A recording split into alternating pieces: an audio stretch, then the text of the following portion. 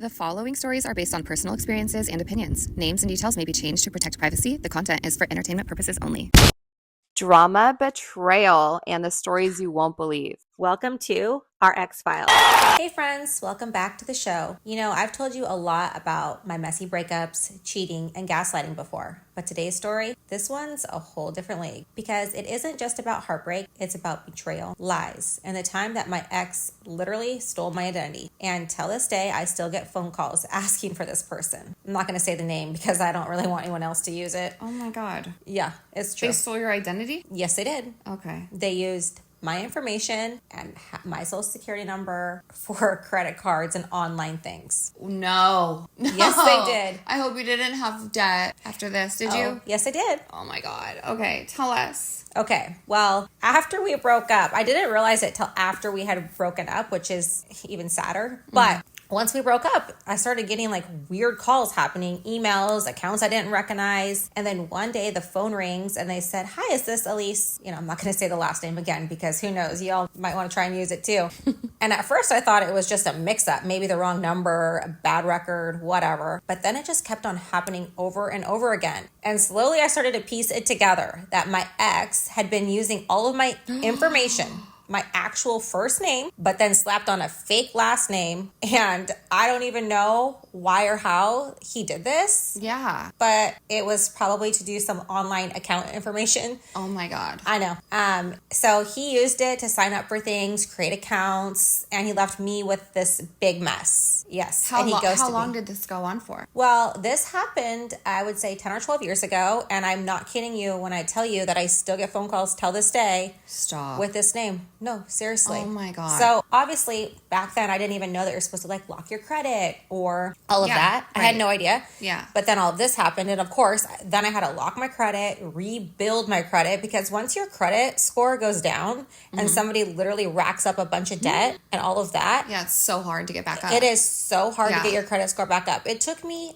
years and years. And no joke, it was about $40,000 in debt. Are you kidding? What did they buy? Like, do you know? Did it say? It was a lot of online things. But like what kind of online? Did it say? Well, I wasn't going to say it because Just I don't want tell us. Okay. This was the ex that also was addicted to porn. Oh, so this is probably like sexual things? I am assuming sexual or things. Subscriptions. But $40,000 worth? It's nuts. I know. Oh my God. I know. You're Elise? telling me. I know. Great. Okay. So even before when you said this was an addiction, this is like gambling.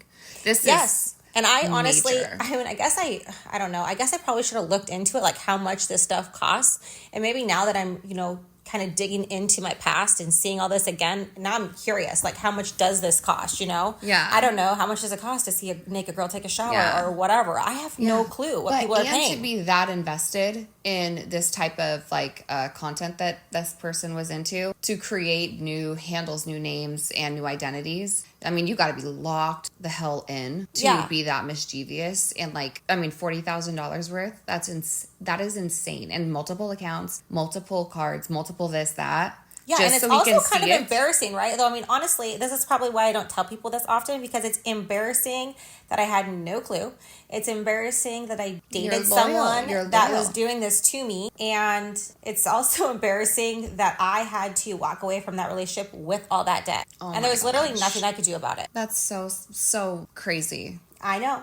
But here's the thing, like breakups are hard enough, right? Right. But when someone steals your identity, it's not just emotional anymore, it's also financial. Yeah. So here I am, I'm already emotionally messed up from this relationship, going back to the fact that it was that ex of mine that was addicted to porn, so that already messed with me emotionally, mentally, physically. And then now I also have all this debt I have to deal with, and I'm starting over. Yeah. Did you ever confront this person about it? No, isn't that pathetic? Well, maybe you just never wanted to talk to him again after all that. I think sometimes, maybe when I'm done, I'm just done. So it takes a lot for me to get to that point. Yeah. Because I'm like, I'll forgive. And then once I'm finally done with someone, I'm like never talking to them again. Yeah. So I will leave it with lots of probably questions that I have, but I won't get the answers because I literally never want to talk to them again. I can't even get my mind to go there to even listen to them speak. I mean, that makes sense. I Because get I'm it. just like done. Yeah, you're so disgusted and over that person. You don't even want to talk to them again. You're just like, I'm moving on. I'll figure it out. Yeah, and that's where I was at with that. I'm like, I don't know how I'm going to do this, but I'm going to do this. Yeah. And that's what I did. Wow. I know. That's a lot. That's a lot. I know. I'm sorry. I'm sorry to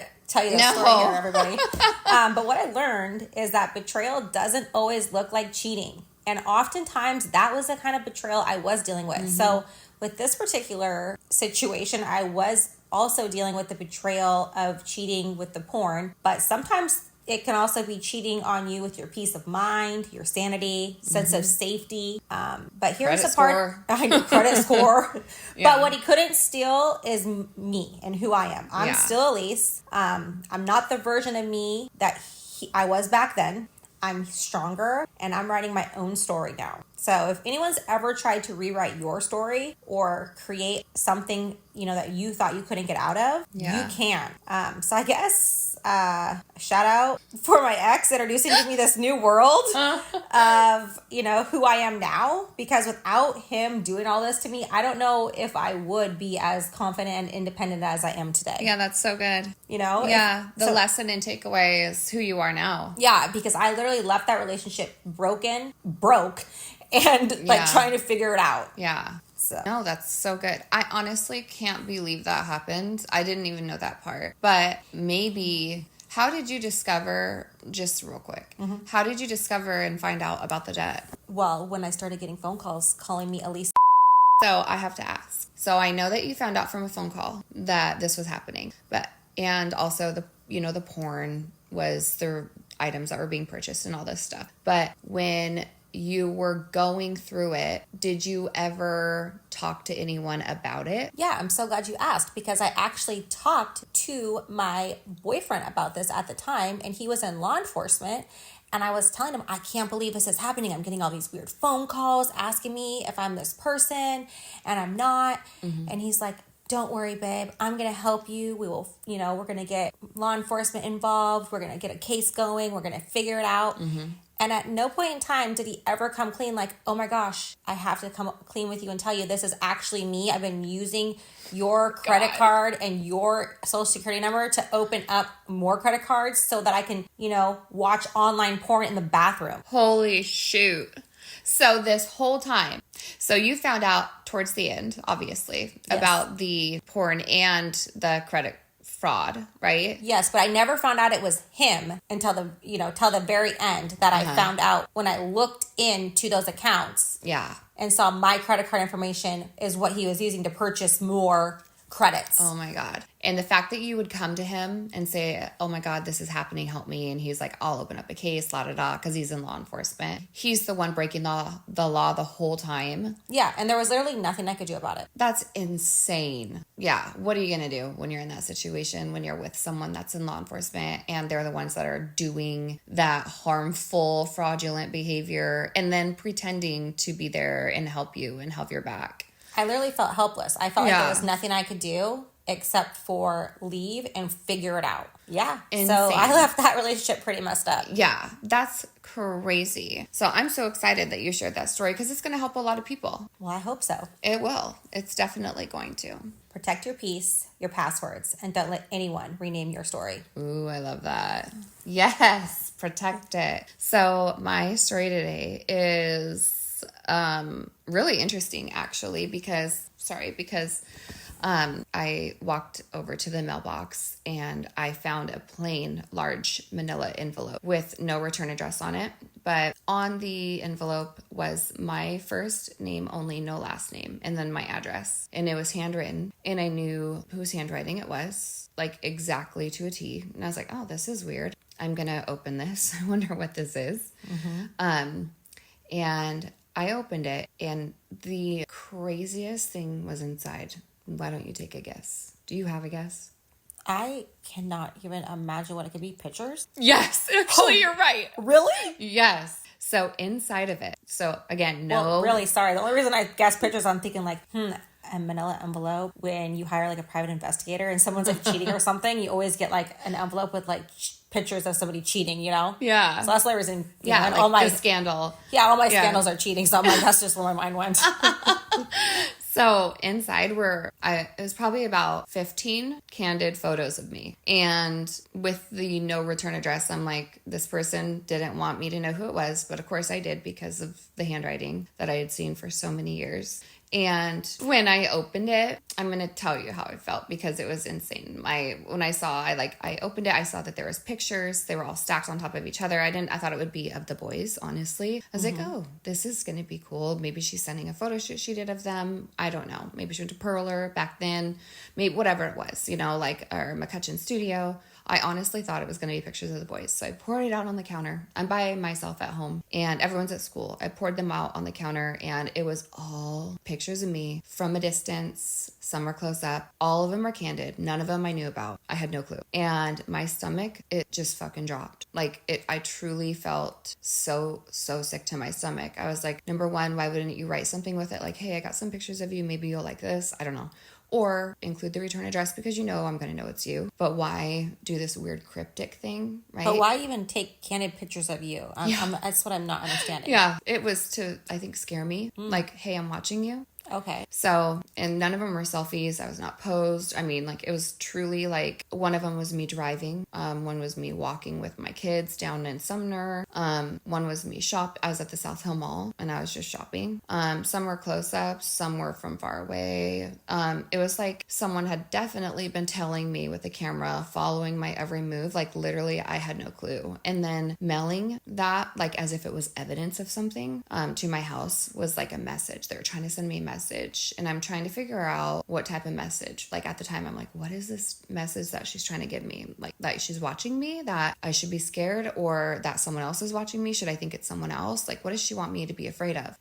And I mean, it made no sense to me at the time. I was like, why did she do this? Does she want me to be afraid? I mean, it started to work, and then, there was honestly no way to prove it was her unless I did a handwriting analysis, person, to be like, yep, that's her exact writing. But I know because the kids always had notes in their backpacks or letters to the teacher, sick notes, letters to us, just medicine, take it at this time, or, thanks for the food diaries, we had to share food diaries at one point with one of the kids because of allergies. I knew her handwriting very, very well. So I know for sure it was her, but there, was no way of proof to say, hey, please, I found this, or hey, whoever I would go to, I don't know. Yeah. What do you even say? Hi, thanks for all the photos of me, or thanks for stalking me. Yeah. You must think I'm really pretty. Right. What do you think the message is? If you were to receive that from your spouse's, ex-girlfriend or wife, whatever it may be, just random photos of you, no return address, what do you think the message would be for that? I received this package from the ex. I would think, are they trying to scare me? Yeah. Or are they just trying to stalk me? But either way, this doesn't even make sense. I guess I'm just so confused on the message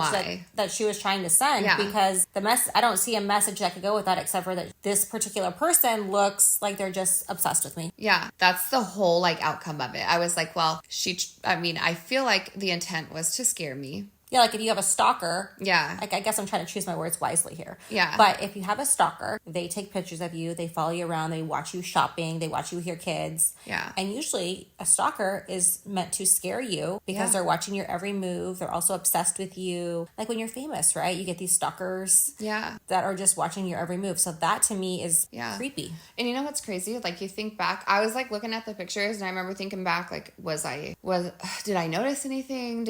Was there a chance that maybe at one point I had asked someone to send me pictures? Did I ask someone to take candid photos of me?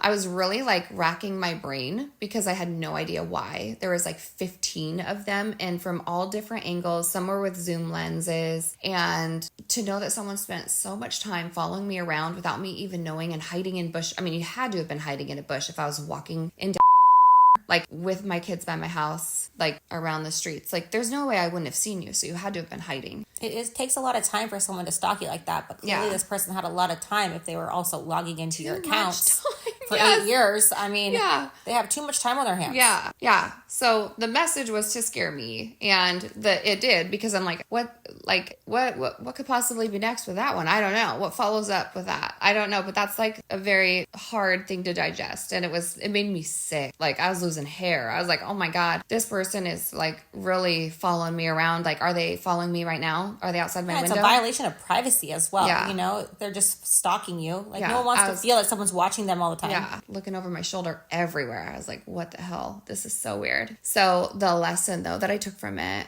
is harassment and stalking and behaviors that are meant to make you feel fearful. They're not always loud. And sometimes they come quietly in the form of intimidation, which is what I think part of that was. But courage means refusing to let the fear dictate your peace, which in the end, the fear that I did have in the beginning, I had to learn how to, find peace in it and know that she can't take my peace from me to intimidate me and act like a stalker, act like she's going to cause harm, make me wonder what she'll do next. So I had to really, be on guard, really be okay, and really lean on my husband, honestly. And there was a time where I did have it wasn't a security guard, but I had a friend come with me everywhere I went shortly after that because I was afraid. But you don't have to let that kind of fear control you. You can walk out stronger and you can ask those questions.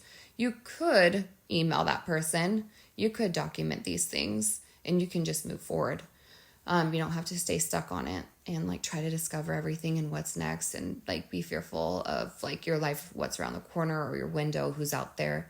You don't have to live like that. Yeah, that would be so scary to live like that. Always wondering who's watching you. Yeah. You and your kids. Yeah. So if you have the feeling that someone's out there watching you, or if you've received anonymous photos of yourself, do not let someone take that power over you, but also don't take it lightly. Always be on guard with that specific person if you know who it is. If it's someone that you feel comfortable reporting, do that.